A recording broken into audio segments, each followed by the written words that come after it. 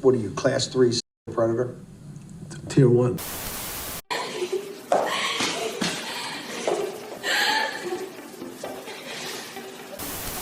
There's no credible information that he trafficked to other individuals. And no, he made a statement about me and Jeffrey Epstein. I have nothing to do with that. I have nothing to do with Jeffrey Epstein. And in fact, if you look at the DOJ, they announced they released 3 million pages. It's like this is all they're supposed to be doing. And frankly, the DOJ, I think, should just say, we have other things to do.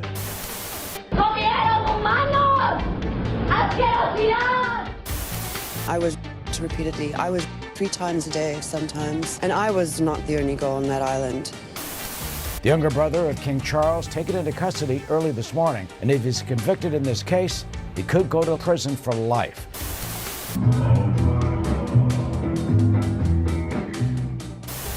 Do you think you're the devil himself? I don't know. Why would you say that? No, the devil scares me.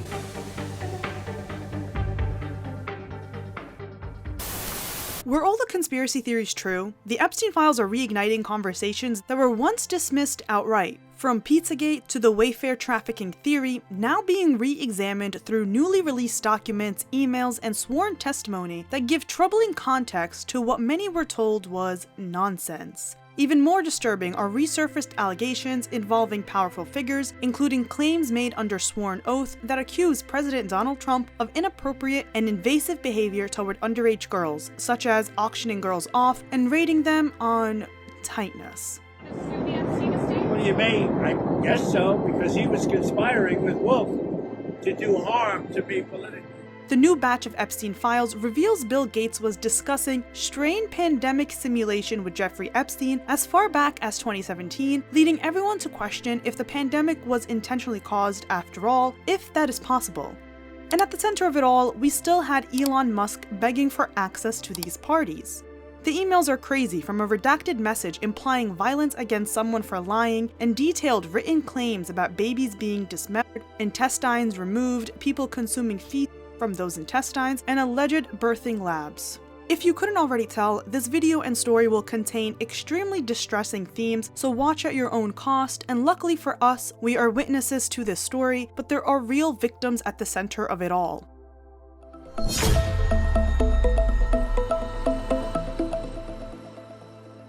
Hey everyone, and welcome back to Scandalous Media. It's Angela here, and the Epstein Files keep getting worse and worse with every drop.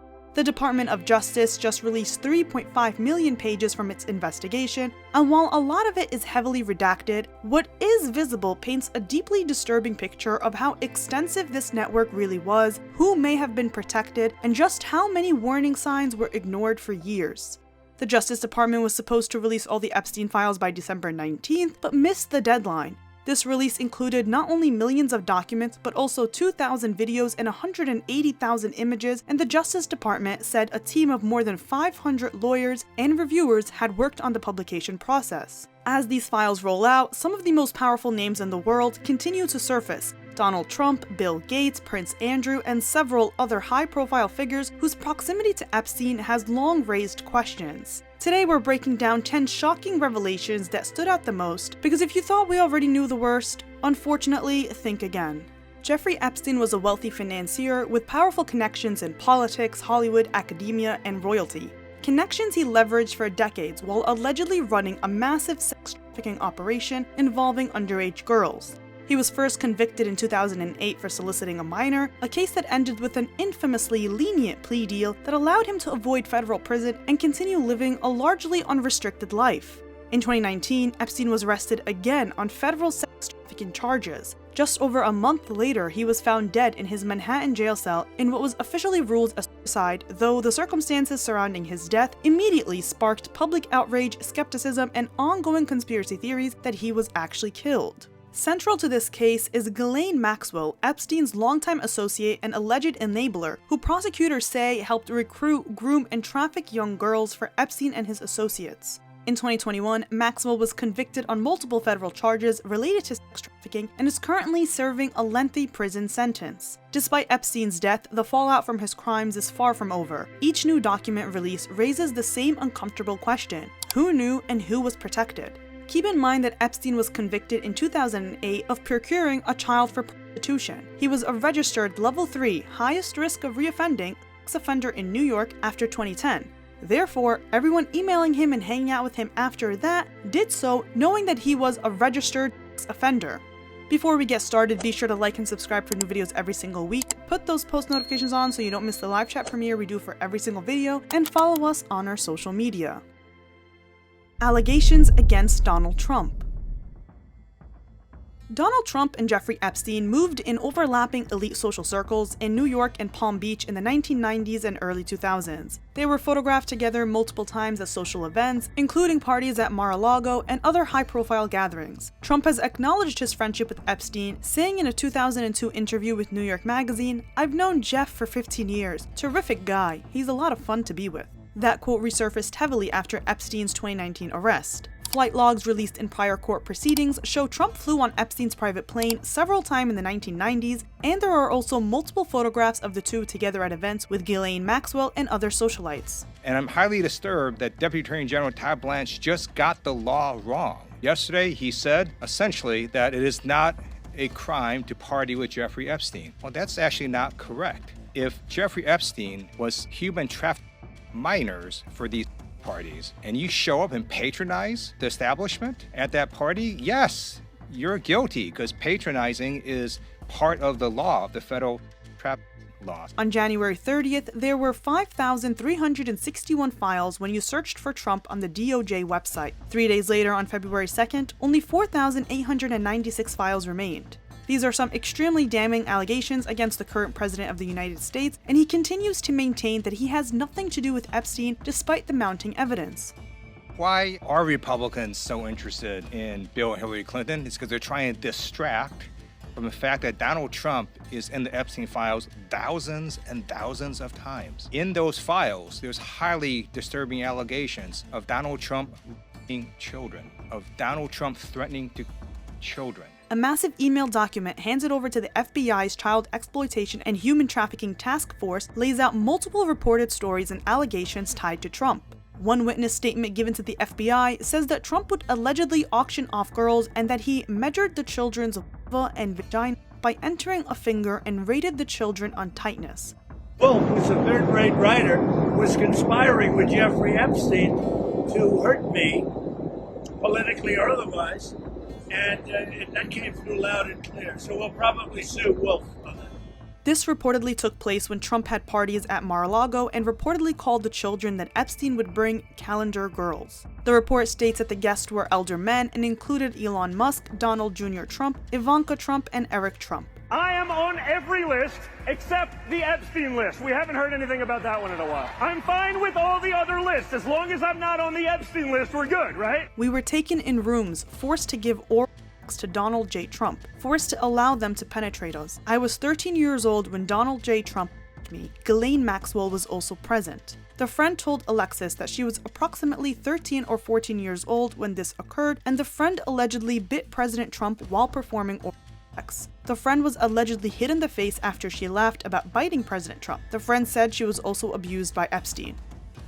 In a different statement, a witness reported that she had a friend who was a personal assistant to Epstein in Florida from 1986 until 1991 or 1992. This friend shared names of some of the guests at Epstein's parties, and those names included Bill Clinton and Donald Trump.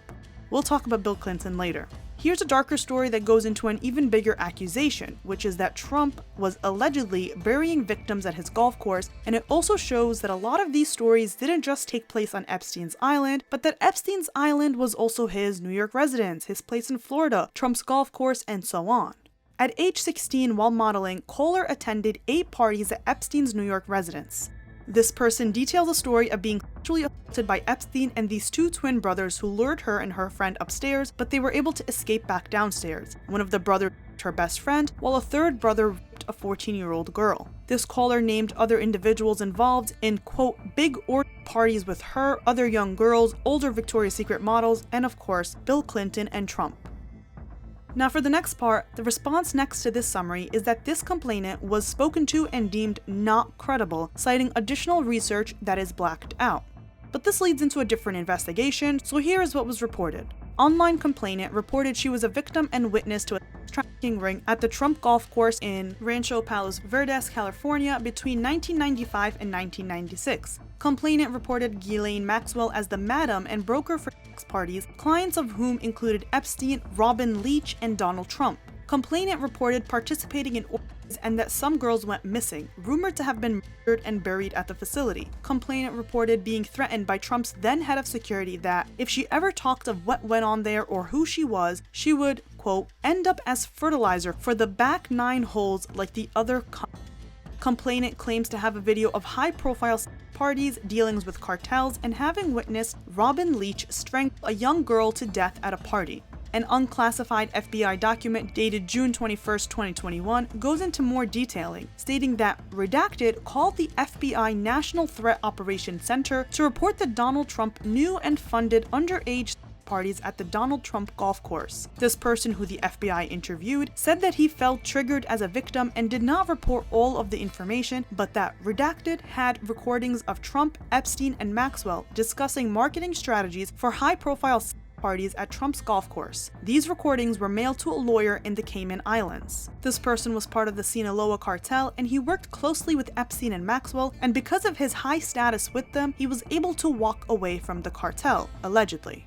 According to this report, Trump stated in the recordings that he was aware of the underage parties and charged the house money from the golf course to fund the sex parties. Regarding Robin Leach allegedly strangling a young girl at a party, this witness claims that she is buried behind the 19th hole at the Trump golf course and that Redacted is aware of 3 separate occasions in which girls were murdered and buried there. Redacted was told if he spoke about the incident he witnessed, he would end up in the hole as well. Redacted gave Maxwell the idea to put cameras in the golf course to review the cartel members and understand how to market the 12 to 14-year-old victims to the cartel. Many other witnesses report that Trump was constantly present at these parties with Epstein and that he was heard speaking on the phone saying Jeffrey multiple times, insinuating a close relationship between the two. Another victim alleges that Trump forced her to perform sex acts on her when she was 13 years old and pregnant in 1984, and that there were high-profile individuals involved in her sex trafficking and the murder and disposal of her newborn daughter. She alleged that Trump was present when her uncle murdered her newborn child.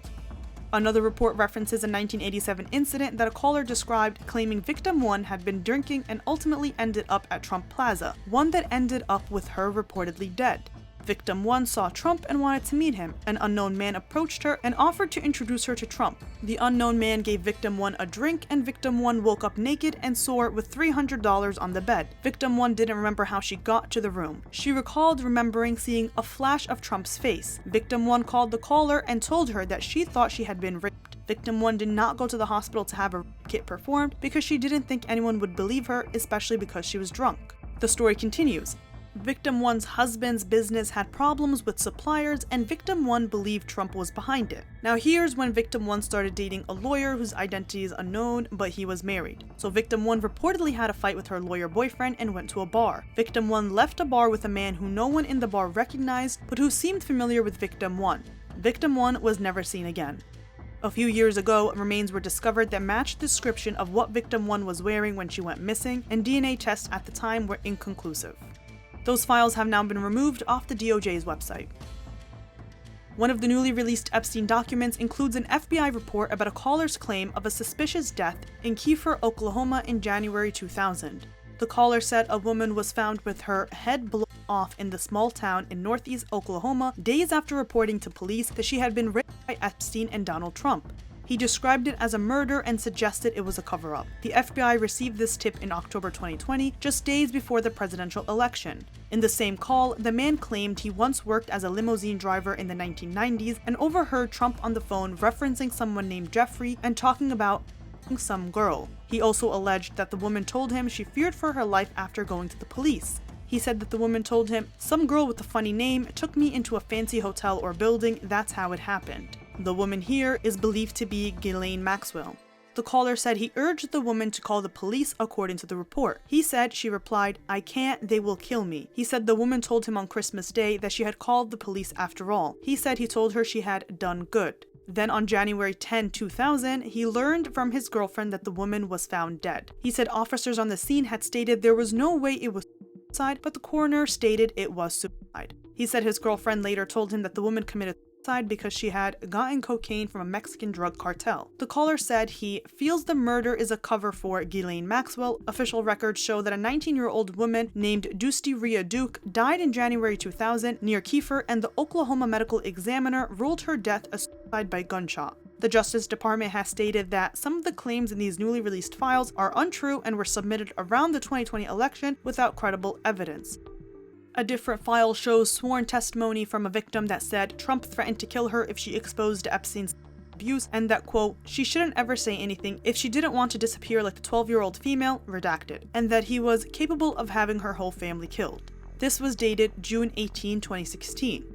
Now, around this time, in November 2016, the Daily Mail published a story saying that the troubled woman with a history of drug abuse who claimed that she was assaulted by Donald Trump at a Jeffrey Epstein party at the age of 13 made it all up. The Daily Mail seemed to downplay the story, saying that she made it all up because she canceled the press conference at which she was set to reveal herself for the first time. They called her allegations shocking, and that what was said about Trump was fiction and something seized by Clinton supporters as a possible knockout blow, since this was around the time of the 2016 elections. At the time, the claims were portrayed as shocking and unbelievable. Now, with multiple victim reports documented in FBI files, people are revisiting how quickly those allegations were dismissed. And that brings us to media power. Because while the Daily Mail is owned by a separate British media group, another media tie-in, Rupert Murdoch, founder of News Corp, which owns the Wall Street Journal, the New York Post, Fox News, The Times, and The Sun, also became entangled in this Epstein-related controversy. In 2025, Trump filed a $10 billion defamation lawsuit against Murdoch and the Wall Street Journal over a reporting that referenced a sexually suggestive birthday letter allegedly sent to Epstein. Trump denies writing it. But here's where it gets interesting. An email revealed in the Epstein Files appears to reference Epstein staying at Rupert Murdoch's home years after Epstein was legally required to register as a sex offender. The email reads, "I'm a little confused. What you are up to, or he, Ian, is up to. Are you staying with Rupert too? Is his home base Carmel?" Epstein replied, "Ian is staying with Rupert Murdoch and his wife. That's what I'm up to." Moving on from the massive files concerning Trump, let's talk about a story that was once regarded as a massive conspiracy theory, one that is referenced in the files. Pizzagate meets the Epstein Files. Pizzagate is a conspiracy theory that went viral during the 2016 US elections. In March 2016, an email account that belonged to John Podesta, Hillary Clinton's campaign manager, was leaked for the world to see. The emails that were leaked to the public supposedly show coded messages that connected several high-profile people in the US with an alleged link to human trafficking and child sex rings. One of the locations mentioned was the Comet Ping Pong Pizzeria in Washington, D.C. It's the conspiracy that there are coded food terms in emails and messages that deal with human trafficking and child sex. The new Epstein Files are reopening the Pizzagate box, writes Vanity Fair. The word pizza appeared 911 times as of February 2, though 60 references have been removed. The references span years, from long before Pizzagate existed to long after it was broadly considered debunked. One associate asks Epstein in 2018, "Holy sh*, Chunky, what time do you want to get pizza and grape soda tomorrow?" A 2015 subject line reads, "Your pizza is yummy yummy." "This is better than a Chinese cookie. Let's go for pizza and grape soda again. No one else can understand," a redacted sender writes to Epstein in 2018. From Daphne Wallace, "Jeffrey Epstein, might I bring in your slice of pizza to you?" Here's another one. "Also, I just want to say, I think that pizza is going to be extra challenging to pull off. It's not chocolate or sugar, which starts out liquid and hardens. Under the best of circumstances, pizza dough can be a pain in the to work with. Normally, you want to cook it lying flat. Even cake batter is easier, so just keep that in mind. It might be really hard to get the pizza thing to work, but I'll make you a bakeable mold." What? "Yeah, there's nothing like butt cake," reads another one. "Send pizza to Bobby." A subject line from 2014 reads, "Spoof on Chandelier, the video I sent you with the amazing little girl dance," which is probably referencing Sia's song Chandelier featuring a then 11-year-old Maddie Ziegler. But the email says, "Pizza party was great. We had a lot of fun. Stayed late. We all slept in yesterday morning." Here's another weird one sent to Epstein. "I didn't do it. Here is my joke of the day. What does a gynecologist and a pizza boy have in common? They can smell it, but they can't eat it." To which Epstein replies, "Now what?" An email sent from Roy Hodges, someone who alongside Stephanie Hodges functioned as island managers for Epstein, wrote, "I wanted to let you know the crew really appreciated the pizza today. Thank you for letting us do that." In April 2016, an email with the subject line, "The Pizza Monster," was sent to Epstein writing, "You mean radiating a soft glow with the look of bliss and excitement? Yeah, that's the pizza," to which Epstein replies, "She looks pregnant." Another email talks about making a pizza mold, while another sent from this Mike person says, "No pizza for breakfast and go do your homework." Another email thread sent from a Diane includes a bunch of odd statements like, "We love to have blank with us, he is so cute," and "Thanks for taking the boys for pizza, blank was sad he had to leave." Then a Leslie Taylor chimes in saying, "Yum, that looks good, the boys are really cute too, I just need blank by 4:10 p.m. He needs a quick shower, then going to the doctor for his annual." Followed by an email that reads, "Kids are hungry."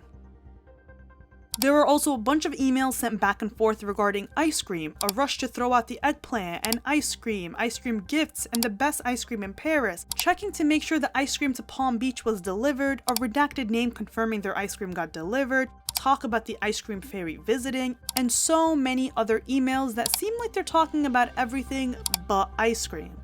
All of this surfacing brought up Justin Bieber's Yummy music video again, where he shows a lot of odd themes, including him walking through a kitchen to some secret exclusive party where he passes by a stage where young kids are entertaining by playing music. As Justin sits, the camera makes sure to focus on a lot of older and elegant looking people at a dinner party. Two of them approach Justin. The man in the video eerily resembles John Podesta, whose emails got leaked and sparked the entire Pizzagate conspiracy to begin with. A lot of weird food gets shown in one clip. This might represent the unusualness of the entire event. Then there is another clip that shows Justin at the dinner party surrounded by a bunch of old rich people. Going back to the John Podesta emails, someone had sent him an email asking if he left a handkerchief that had a map that seemed pizza related. Apparently there is a handkerchief code that means different types of sexual things done. Now back to the Yummy music video. There is a handkerchief in front of Justin, suddenly they throw it at him and he wipes his mouth with it. Then there is this clip showing Justin and a bunch of young people dancing on the table to entertain the older people at the party. This seems to symbolize how young stars in Hollywood are used as entertainment tools for the higher up. There are a bunch of clips of these older people grabbing food and close-ups on them eating it. After everything, the party is now over and the only person left in the room with Justin is the John Podesta lookalike. Then this cryptic thing happens. There is a cake, and after the cake gets eaten, the plate shows a young Justin Bieber with the word "yummy" under him. Justin reportedly had several mental breakdowns and moments of overwhelm while filming this music video, and things haven't been okay for him since his first breakdown in the industry. He now rarely shows up to events and chooses to opt out of anything that requires him to talk or hang out with anyone he isn't already close to. So is this Justin's way of exposing dark Hollywood? You tell me. Speaking of conspiracy theories, do you remember the Wayfair one? Wayfair linked to trafficking again. The Epstein Files left no stone unturned. The Wayfair conspiracy theory emerged in 2020 after social media users noticed that certain storage cabinets on Wayfair's website were listed at unusually high prices and shared names similar to those of missing children. Online speculation claimed the products were a front for child trafficking, but there was no evidence supporting this, and the company stated the prices reflected industrial-grade items, not people. Wayfair, mentioned roughly 400 times in the Epstein Files, pops up again when Karina Shulak, Epstein's long-term companion and girlfriend, receives a receipt for an $8,453 purchase.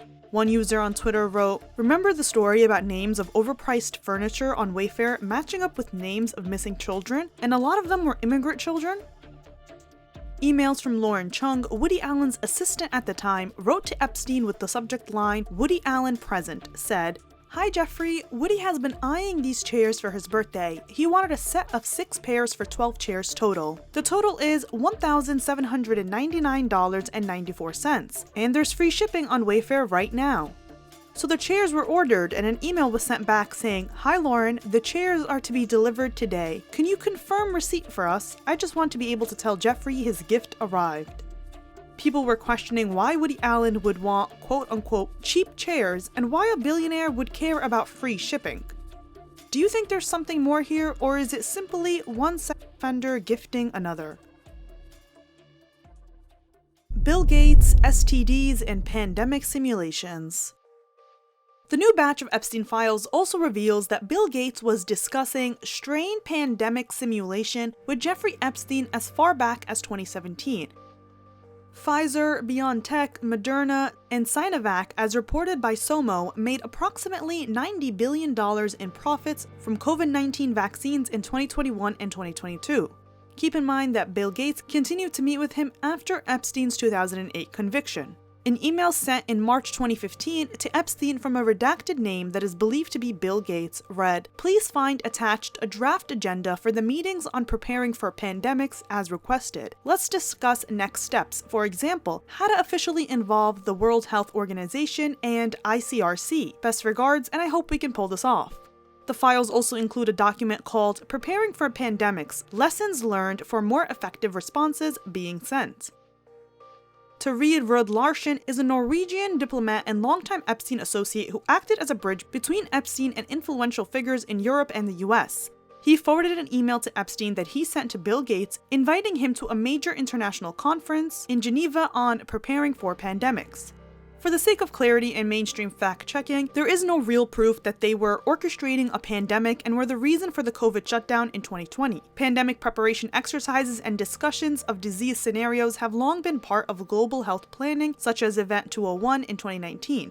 But those are standard public health practices, not evidence of intentional creation of a virus or engineered outbreak. So that's my disclaimer. But on a different note, the emails get crazier. The following are unsealed 2013 emails that Epstein actually wrote to himself, not to Gates. They appear to be draft notes he was preparing for a man named Boris, who worked for the Bill and Melinda Gates Foundation, to send to Gates after a dispute. In one of the emails with the subject line, Bill, Epstein appears to blast Bill Gates, saying that he had requested medication for a sexually transmitted disease to surreptitiously give to his now ex-wife, Melinda French Gates.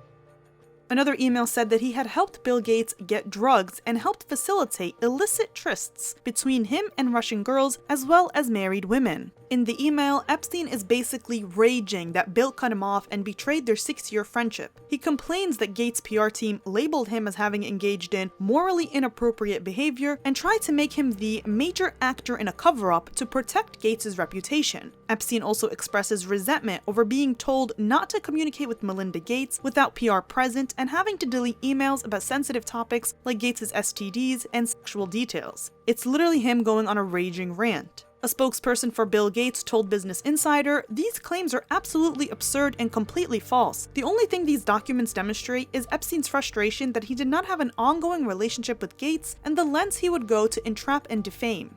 The Wall Street Journal reported back in 2021 that Melinda Gates began seeking divorce counsel in 2019, around the time news of Bill's meetings with Epstein surfaced publicly. She told CBS in 2022 that her ex-husband's ties to Epstein were a factor in their split. In a February 2026 NPR podcast interview, she expressed deep empathy for the victims of Jeffrey Epstein, stating she hopes they receive justice. Commenting on new documents linking her ex-husband to Epstein, she described feeling unbelievable sadness, recalling painful times from her marriage and affirming she is happy to be away from that situation.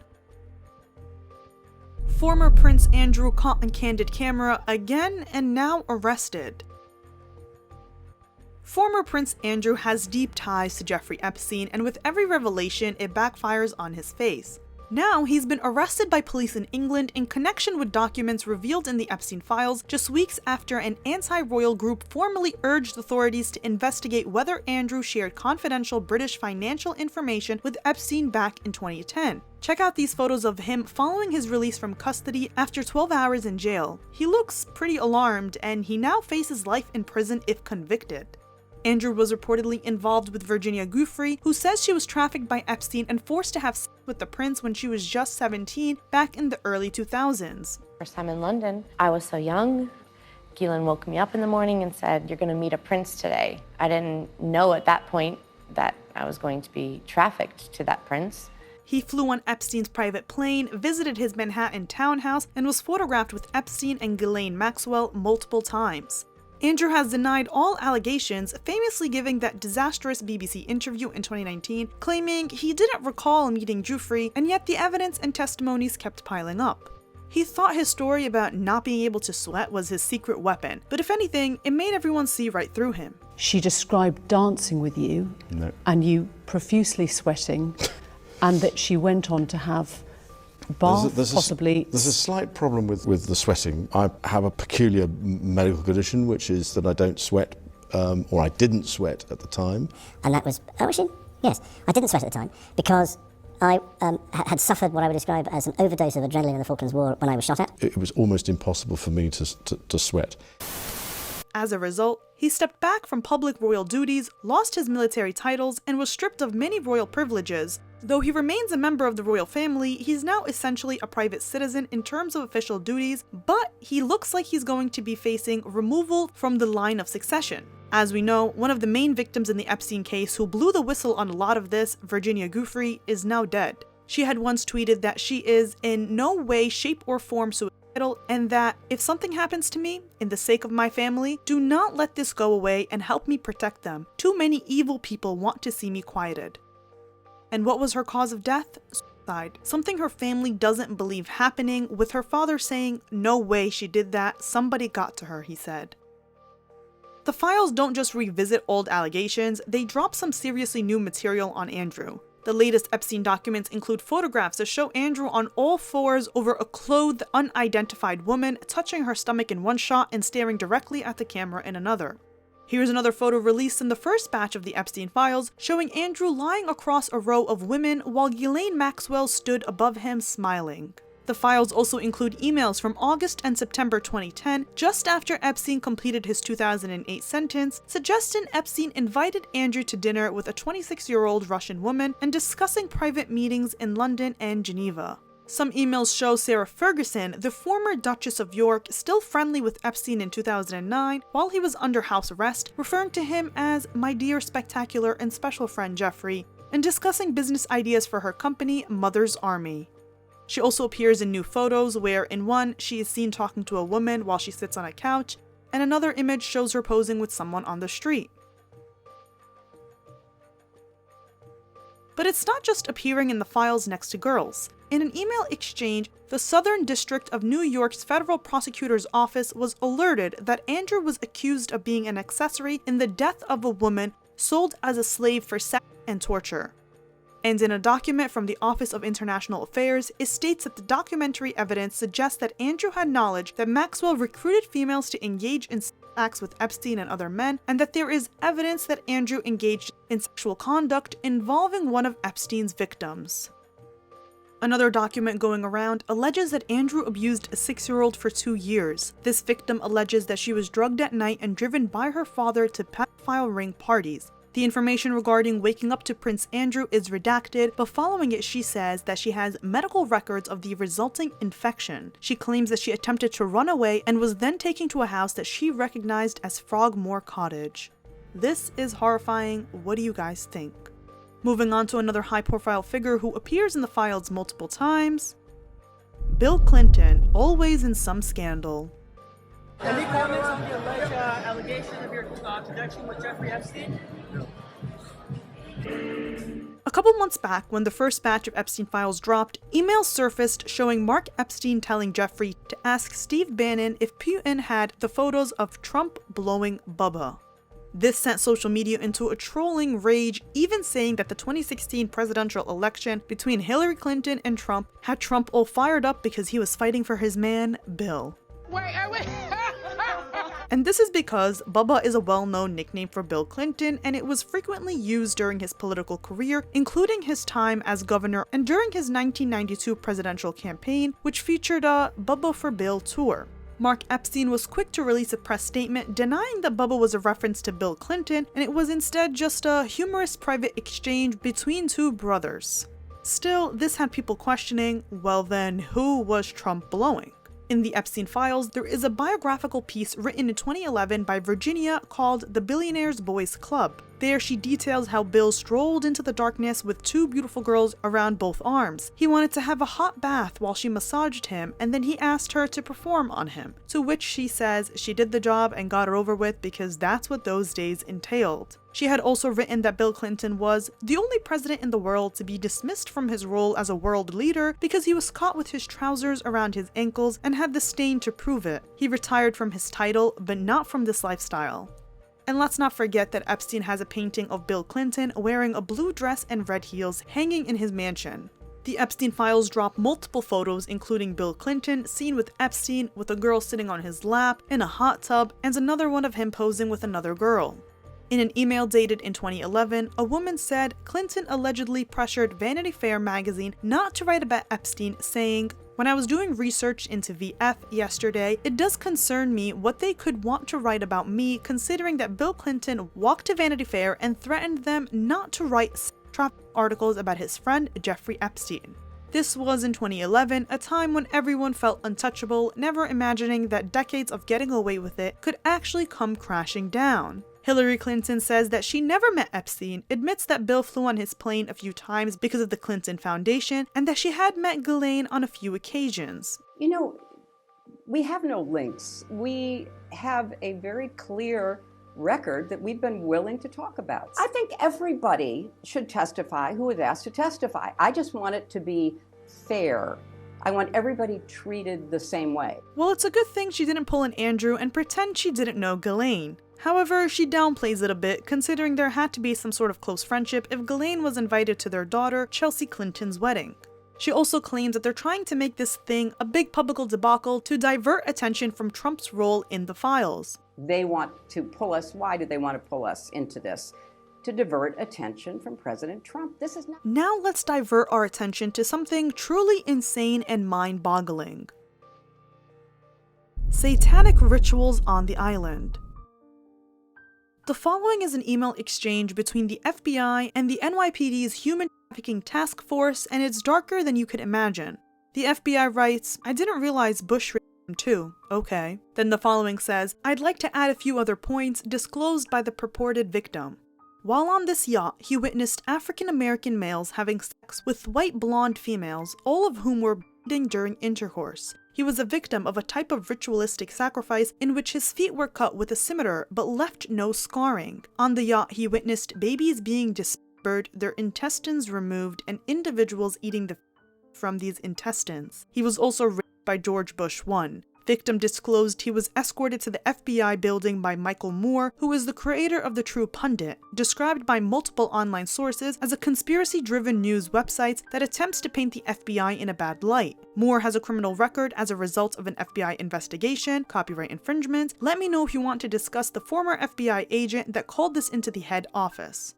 This victim also described meeting Epstein at the age of 5 and later at the age of 8 at a yacht club where his relatives were members. He alleges that he was raped by Epstein in 2000 on a large yacht, as well as former US President William J. Clinton, aka Bill Clinton. He states that the current President Trump, along with his wife Melania, were present during this yacht trip, and Trump, in parentheses, says Trump didn't marry Melania until 2005. The victim claims that he was raped by Epstein and Clinton while he was in a heavy drug-induced state, and that the above incidents were recovered repressed memories until he began therapy sometime in 2016. There were no supporting or corroborating evidence, and the victim appeared to be emotionally unbalanced but not intoxicated, the report claimed.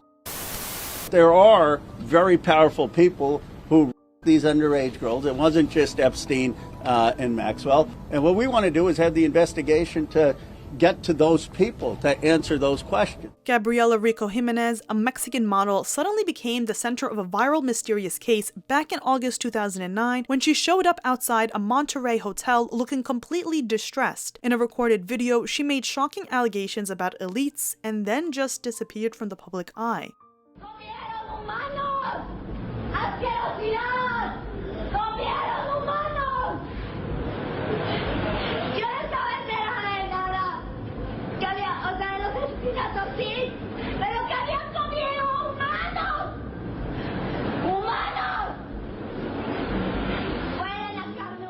Her sudden vanishing sparked endless speculation and conspiracy theories, and now she's back in the conversation thanks to the release of new Jeffrey Epstein-related documents. Human incubators and birthing labs. Perhaps what was very disturbing was the diary entries from a teenage girl who wrote, "I missed the person I was before I was made into what feels as a human incubator." She writes about how Jeffrey is controlling her all the time, even though it used to be Ghislaine, who some days acts like, quote, "she hates me." She writes, "Superior gene pool? Why me? It makes no sense. Why my hair color and eye color? That feels very Nazi-like." Her diary entry reflects on how Ghislaine was there at the time she gave birth. She writes that Ghislaine said she was beautiful. She was, not is. She was a beautiful girl. I heard her. Where is she? Why did she stop whimpering? She was born. I heard the tiny cries. I can't do this anymore. She writes on a different page, as long as I am wearing what you want, there is no respect for me as a human. I am nothing but your property and incubator. You only trust me when I am under your complete control. I will never trust another man ever. According to these entries, her baby was taken from her 10 to 15 minutes after she held and fed her before they took her. I can't bring myself to write what happened, she wrote. I am beyond broken. She is mine. I want her back. In a different entry, she wrote, help me, please, can't anyone find me? Barely survived all those procedures. My heart is gone. Then she mentions her mother finding her on what seems to be April 22nd, though it's clear her mother wasn't actually present during what followed. I wasn't ready and she wasn't ready. My mother had found me and it was urgent, she wrote. After so many bonding moments with Jeffrey, Ghislaine, their baby inside me, with me in the middle, she wouldn't even look at me. We said nothing to one another and I was so confused. From there, this victim is left alone with a new driver and an elderly French woman, which is when the horrific abuse and invasive procedures begin. She says that the French lady said she had been born to deliver babies and had been doing so before I was born, similar as the last one with shot and hook, but too much blood with so much water and unbearable pain. She put her hands inside of me and seemed worried. I didn't understand. Something about the baby facing the wrong way and putting pressure on the placenta? The diary continues with a horrifying account of a forced birth. She writes that she had to be brave and strong and listen to her directions so she could help safely get the baby out. She describes seeing so much blood on the bed and floor that she started to panic, flipping over to her hands and knees and pushing as instructed. I felt I was dying, she says, but eventually she delivered a beautiful baby who cried and was briefly cared for before a Mr. M came to take her, writing, I was hysterical and begging for more time. He said those horrible girls were in the car waiting, but I wouldn't let her go. The old woman promised me she would be safe and I had to let go. Her trauma has left her writing, I am dead inside, life has no meaning, I don't want to be here. More horrifying stories. I suffered so much pain. So much pain. So much pain. One Epstein survivor, Sarah Ransom, had a brutal recalling of events, saying that she was raped 3 times in one day and that she wasn't the only girl. There was a constant stream of girls being raped over and over and over again. And yes, Ghislaine must die in prison because I've been in hell and back for the last 17 years. Once she mentions that she's been to hell and back for the last 17 years, another victim and survivor standing next to her says that it's been 27 years for her, and then another horrifying detail was revealed. And 27 for me. I was 10 years old when Liz Stein was being trafficked. I was 10.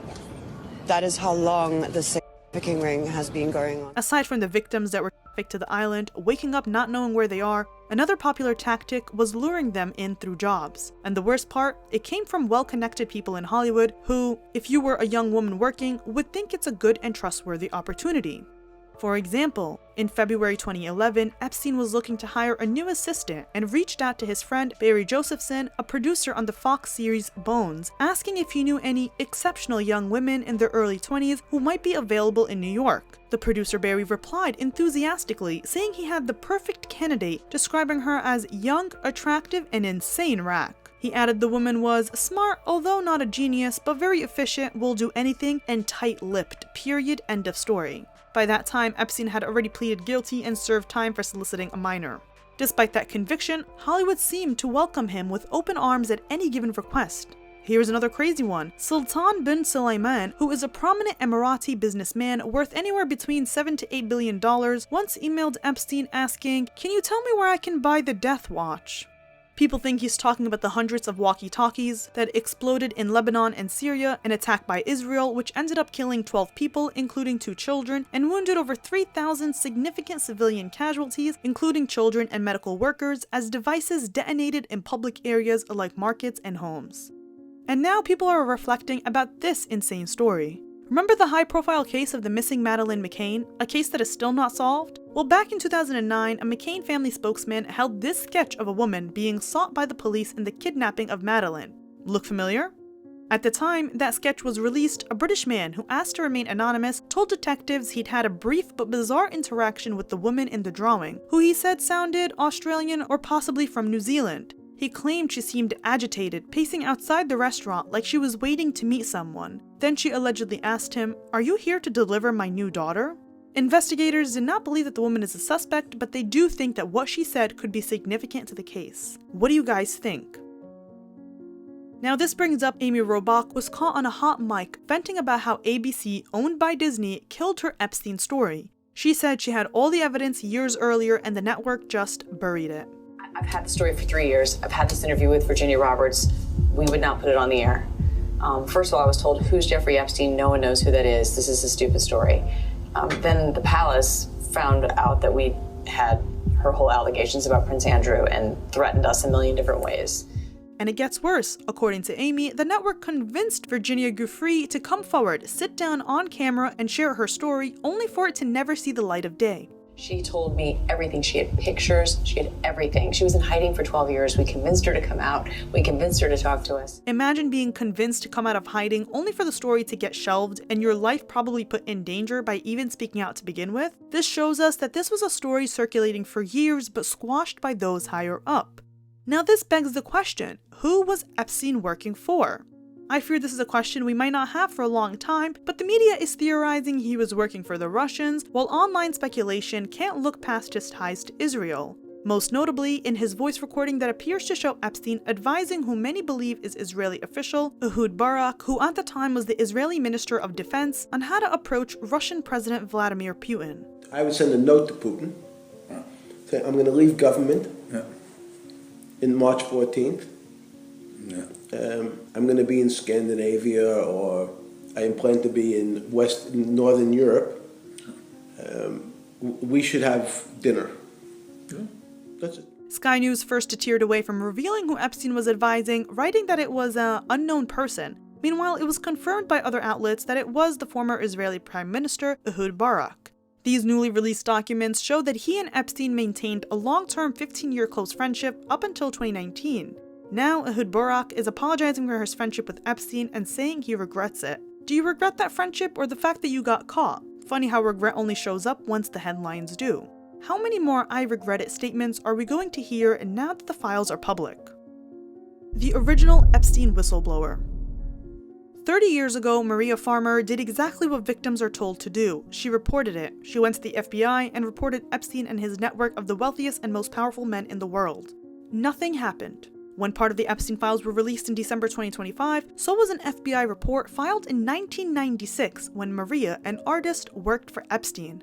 Maria says that back in 1996, she went to the authorities and told them that Epstein had stolen nude photographs she had taken of her younger sisters, including Annie, who was just 16 at the time. According to the report, Maria explained that she had photographed her 12 and 16-year-old sisters for her own personal artwork and that Epstein took both the prints and the negatives. The document states he was believed to have tried to sell them to potential buyers. She also told investigators that Epstein asked for pictures of young girls at swimming pools and allegedly threatened her, warning that if she spoke about the photos, he would burn her house down.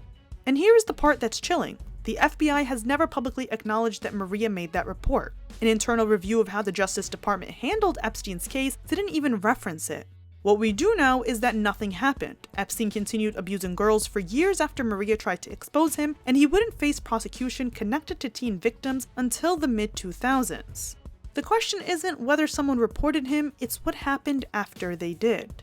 Now, how many other stories went unreported? What else don't we know? And if you're wondering what Kash Patel, the FBI director, is doing after claiming that there was nothing substantial in these files, There's no credible information, none, that he trafficked to other individuals. well, here he is now.